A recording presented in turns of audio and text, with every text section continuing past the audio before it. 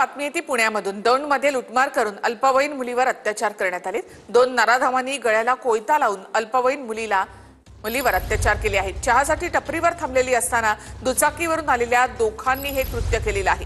दौंड तालुक्यामधील स्वामी चिंचोलीमधील संतापजनक ही घटना आहे। दौंड पोलीस ठाण्यामध्ये गुन्हा दाखल करण्यात आलाय आणि घटनेचा अधिक तपास सुरू आहे। दायक गोष्ट आहे। मी वारंवार म्हणते की पुण्यामध्ये क्राईम वाढलेला आहे।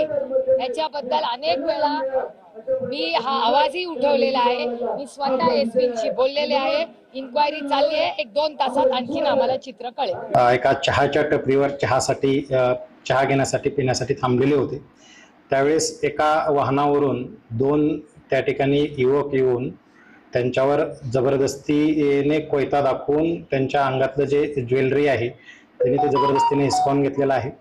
त्यामधील एक 17 वर्षाची जी मुलगी आहे तिला धमकावून त्यांनी त्या चहाच्या टपरीच्या पाठीमागे घेऊन जाऊन तिच्यावर अतिप्रसंग करण्याचा त्यांनी प्रयत्न केलेला आहे।